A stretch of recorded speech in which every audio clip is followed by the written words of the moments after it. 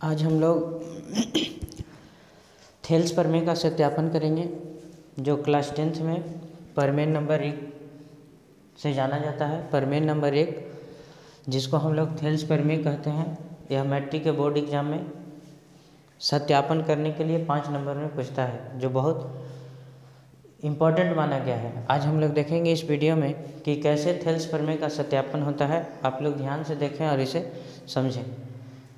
देखिए, थेल्स प्रमेय जो प्रमेय नंबर 1 है, क्लास 10th में प्रमेय नंबर 1 पढ़ना है, वही थेल्स प्रमेय के नाम से जाना जाता है।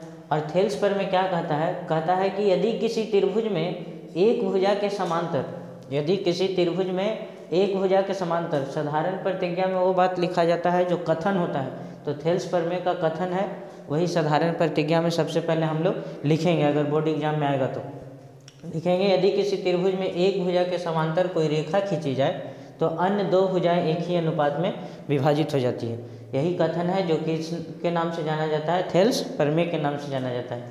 तो किसी त्रिभुज में, यह है कोई त्रिभुज लिया गया, इस त्रिभुज में एक भुजा के समांतर, एक भुजा को स्थिर मानना है और इसके समांतर एक रेखा खींचना है। तो इसमें त्रिभुज ABC में भुजा DC के समांतर एक रेखा खींचा गया। क्या खींचा गया? D।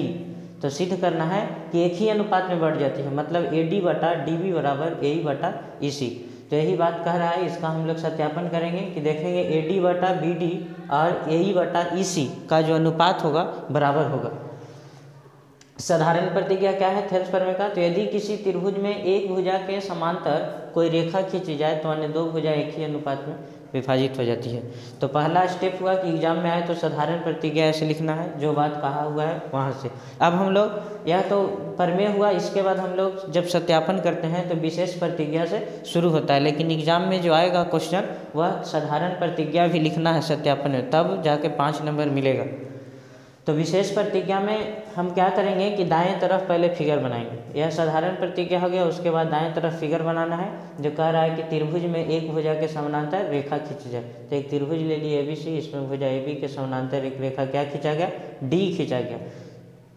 तो लिखा, यही बात लिखना है, जो काम फिगर में करना है वही बात लिखेंगे। मान लिया कि ABC एक त्रिभुज है जिसमें भुजा BC के समानांतर एक रेखा D खींचा गया, यह खींचा गया है। तो हमें क्या सिद्ध करना है कि, तो तीसरा स्टेप क्या है? सिद्ध करना है कि, क्या सिद्ध करना है? तो एक ही अनुपात में बढ़ जाती है ना, तो एक ही अनुपात में बढ़ जाती है, मतलब AD बटा, ये जो AD है वो AD और बटा BD, AD बटा BD बराबर लाना है AE बटा EC के।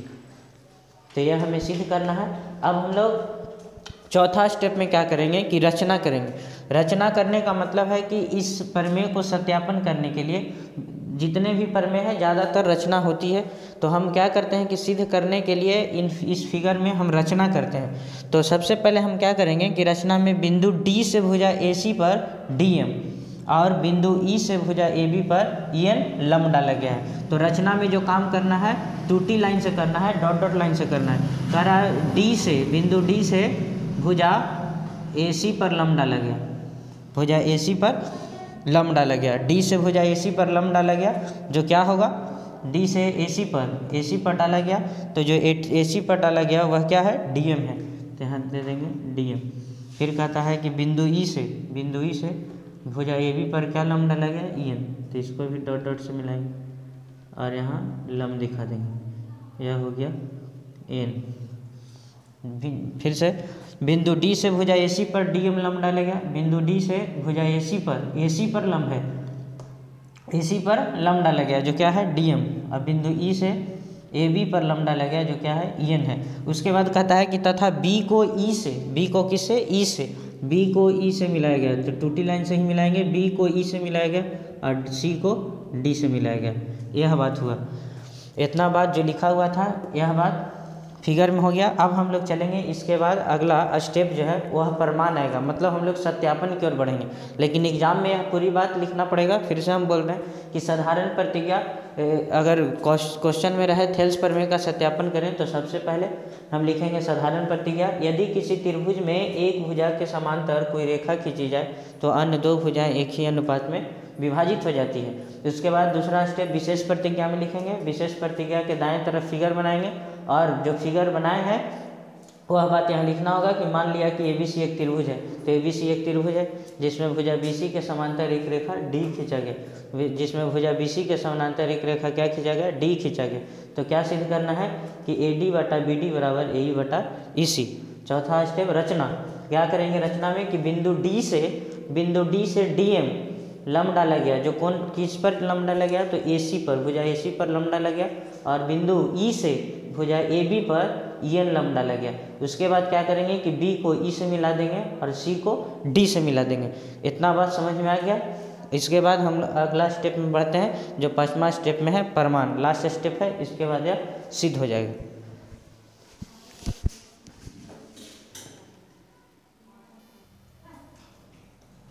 इसके बाद देखेंगे 5वां स्टेप प्रमाण।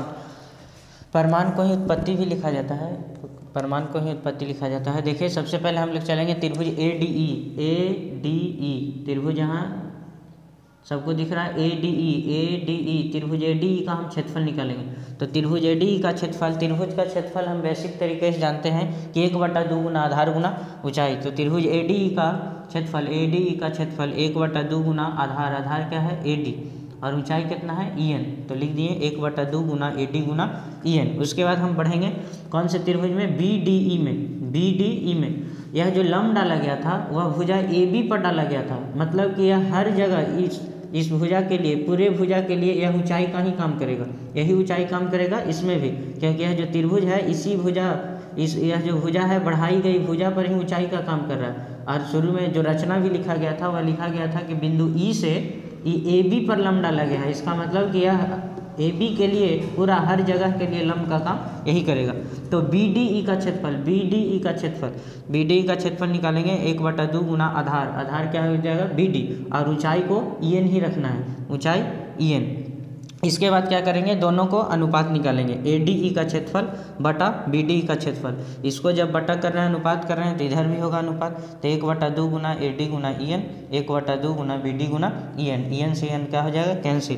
तो बचेगा त्रिभुज ADE का क्षेत्रफल बटा त्रिभुज BDE का क्षेत्रफल बराबर हो जाएगा 1/2 से 1/2 खत्म हो जाएगा, तो बचेगा AD बटा BD। इसको मान लेंगे समीकरण फर्स्ट।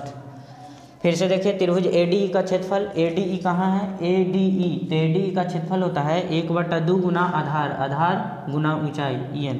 उसके बाद BDE का क्षेत्रफल, BDE का क्षेत्रफल 1/2 गुना आधार गुना ऊंचाई यही रहेगा। उसके बाद दोनों का अनुपात करेंगे, तो अनुपात करेंगे तो इधर जब अनुपात करेंगे इधर भी होगा 1/2 से 1/2 कैंसिल, EN से EN कैंसिल, बचेगा AD बटा BD। इधर बचेगा ADE का क्षेत्रफल बटा त्रिभुज BDE का क्षेत्रफल। इसको मान लेना है समीकरण फर्स्ट। इसके बाद जैसे इधर किए हैं वैसे ही इस तरफ से चलना है। तो देखिए हम इस तरफ से चलते हैं,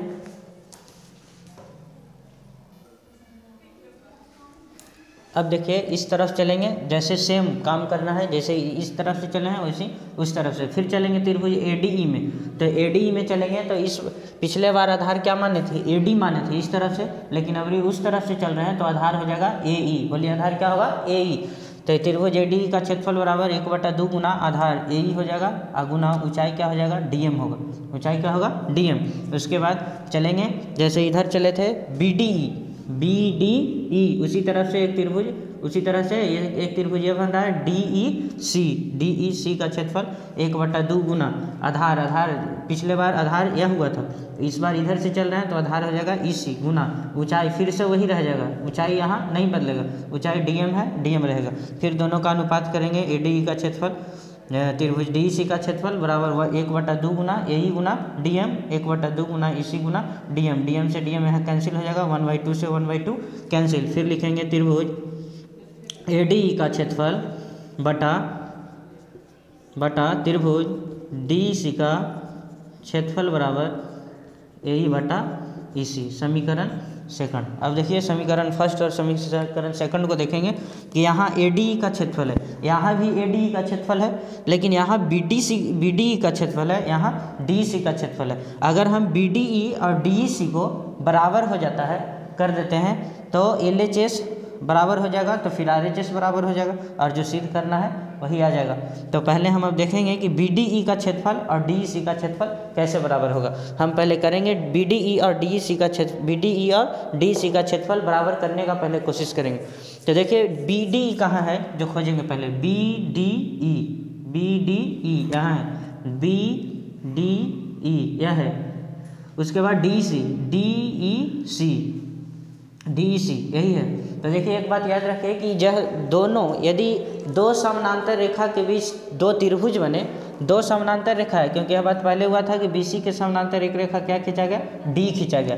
तो पहले से ही है DE और BC क्या है, समांतर है। तो दो समानांतर रेखा के बीच यह दोनों त्रिभुज बन रहा है और दोनों का आधार भी एक ही है, D है। मतलब यह दोनों जो त्रिभुज है DE भुजा पर ही है और दोनों समानांतर रेखा के बीच स्थित है। तो ऐसी स्थिति में यदि दो समानांतर रेखा हो और उसके बीच दो त्रिभुज बने और दोनों त्रिभुज में एक भुजा कॉमन रहे, मतलब एक भुजा आधार का काम कर रहा है जो दोनों में है, तो इस स्थिति में दोनों त्रिभुज का क्षेत्रफल क्या हो जाता है, बराबर हो जाता है। तो इसके बाद लिखना होगा एग्जाम में, ऐसे डायरेक्ट नहीं करना है, यहाँ लिखना होगा कि चूँकि BDE और DEC त्रिभुज जो बन रहे हैं वह दो समानांतर रेखा के बीच बन रहा है और दोनों का आधार एक ही है। तो इस स्थिति में इन दोनों त्रिभुज का क्षेत्रफल क्या हो जाएगा, बराबर हो जाएगा। तो जहाँ BDE है हम DEC लिख सकते हैं, जहाँ DEC है वहाँ BDE लिख सकते हैं, क्योंकि दोनों का क्षेत्रफल क्या हो जाएगा, बराबर।